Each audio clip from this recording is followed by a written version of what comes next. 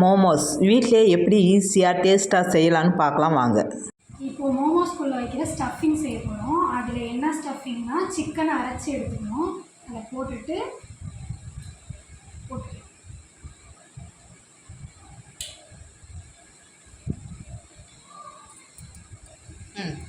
கால் kilo chicken, பச்சை சிக்கனை வந்து இப்படி அரைச்சி எடுத்துக்கணும். 2 மீடியம் சைஸ் வெங்காயத்தை எடுத்து போட்டுக்கலாம்.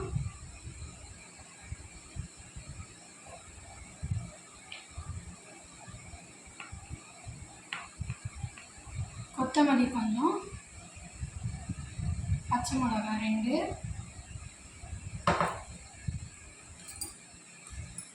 அரை ஸ்பூன் மிளகாத்தூள்,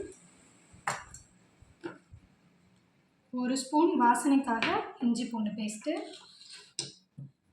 தேவையான அளவு உப்பு, மிளகுத்தூளும் தேவையான அளவு போட்டுக்கலாம். மிளகுத்தூள் தான் இதில் அதிகமாக இருக்கணும், அதனால் மிளகுத்தூள் தேவையான அளவு போட்டுக்கலாம். அவ்வளோதான். இதை நல்லா பிசைஞ்சு எடுத்துக்கலாம். இதுதான் உள்ளே வைக்கிற ஸ்டஃபிங். இது மும்பையில் ஃபேமஸ்ஸு. அங்கே போய் நான் சாப்பிட்டுட்டு இருந்தப்போ எனக்கு ரொம்ப பிடிச்சிருந்தது. அதனால் இங்கே வந்து சரி நம்மளும் இந்த ஊரில் ட்ரை பண்ணி பார்க்கலாம் அப்படின்னு சொல்லி ட்ரை பண்ணேன். நல்லாவே வந்துச்சு. அதனால் என் தம்பி கேட்டான். அதனால் இப்போ நான் செஞ்சிட்ருக்கேன்.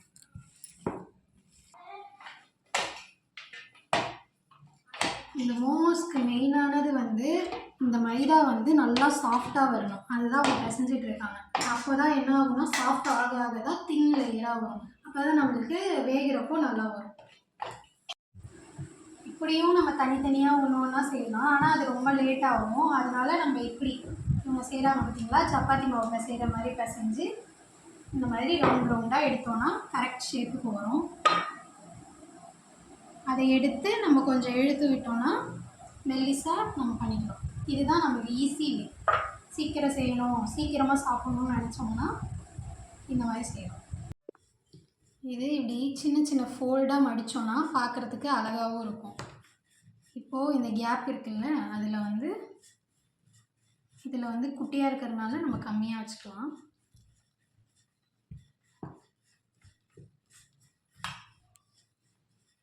இப்போது ரெண்டுத்தையும் க்ளோஸ் பண்ணிடலாம்.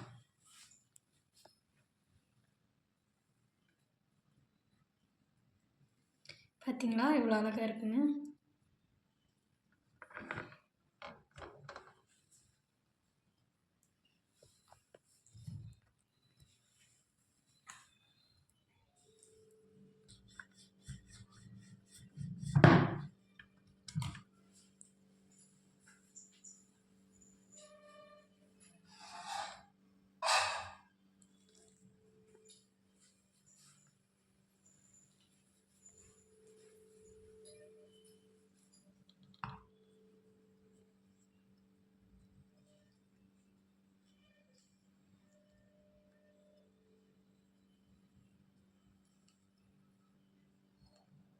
இப்படியே எல்லாத்தையும் செஞ்சு நம்ம வச்சிடலாம்.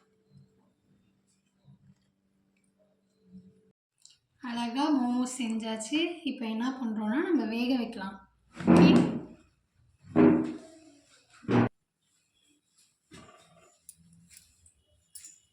பீஸ் வந்திருக்கு. ஒரு இதில் எத்தனை பீஸ் வேணாலும் வச்சுக்கலாம். அது நம்மளோட இஷ்டம் தான். ஏன்னா இது வந்து இட்லி பானை தானே. ஸ்டீமர் இருந்தால் ஸ்டீமர் யூஸ் பண்ணிக்கோங்க.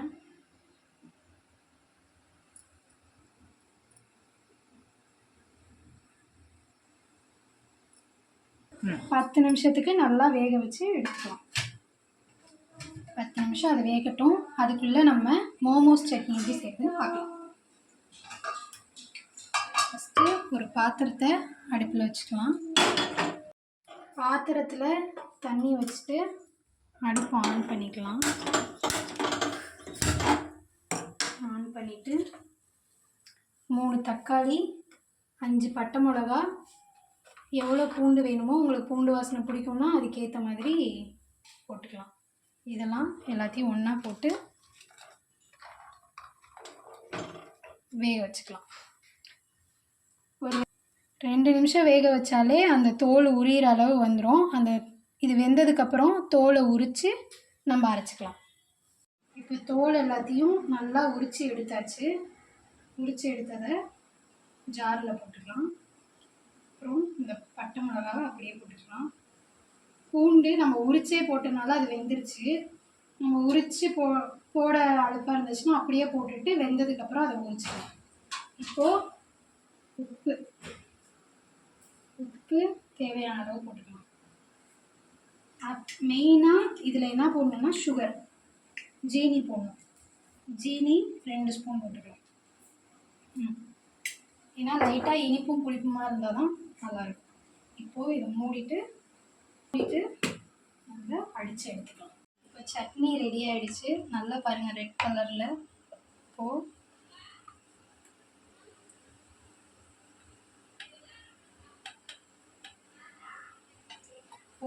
மோமோஸ் கூட வச்சு நம்ம சாப்பிட வேண்டியதான்.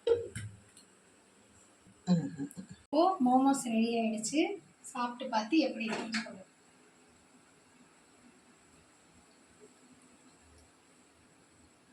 நல்லா வெந்திருக்கு. சட்னியோட சூடாக சாப்பிட்றதுக்கு சூப்பராக இருக்கு. நீங்களும் இதை செஞ்சு பார்த்துட்டு எப்படி இருக்குன்னு மறக்காமல் கமெண்டில் சொல்லுங்கள். சப்ஸ்கிரைப் பண்ணிவிட்டு பாருங்கள்.